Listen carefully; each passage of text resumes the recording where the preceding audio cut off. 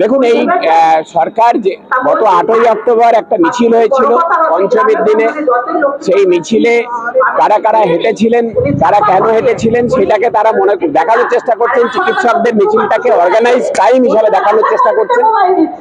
আমাদের রাজ্যে যখন হচ্ছে যে এত ক্রাইম হচ্ছে, খুন, ধর্ষণ, রাহাজানি, চুরি, ডাকাতি সব রকম চলছে, চূড়ান্ত দুর্নীতি, প্রাতিষ্ঠানিক দুর্নীতি চলছে, সেগুলিকে তারা অপরাধ হিসাবে দেখেন না।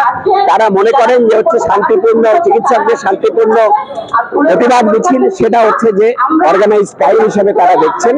অর্থাৎ হচ্ছে এই সরকারের যে ফ্যাসিস্ট সুলভ মনোভাব সেটা পরিষ্কার হয়ে উঠছে।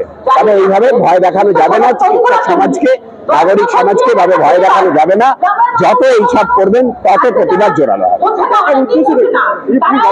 ওনারাই বলতে পারবেন, যারা ডাকছেন তারাই বলতে পারবেন। যে কারণে ডাকা হলো যে মিছিলে উপস্থিত থাকার জন্য, আজকেও একটা মিছিল এলো, তাহলে কি আজকে মিছিল বাড়বে। যত এইসব হবে, মিছিলের শান্তিপূর্ণ মিছিলকে অপরাধ হিসাবে দেখানোর চেষ্টা করবে, আর হচ্ছে যে দুর্নীতিকে স্বাভাবিক করে দেখানোর চেষ্টা করবে প্রশাসন, ততই হচ্ছে যে মানুষের প্রতিবাদ বাড়বে।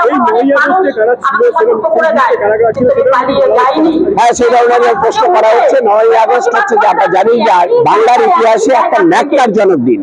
9ই আগস্ট অভয়া দিবস হিসাবে আমরা পালন করি। প্রতি বছর 9ই আগস্ট আমরা যেখানে থাকি কোনো না কোনো শান্তিপূর্ণ কর্মসূচি আমরা পালন করব। তার জন্য পুলিশ যদি দেখে আরো কয়েকবার জিজ্ঞাসাবাদ করবে, কিন্তু 9ই আগস্ট অভয়া দিবস হিসাবে আমরা পালন করতেই থাকবো। যতদিন না বিচার এসেছে ততদিন অব্দি আমরা এই অভয়া দিবস পালন চেষ্টা করে লাভ হবে না, এটুকু বলতে পারি।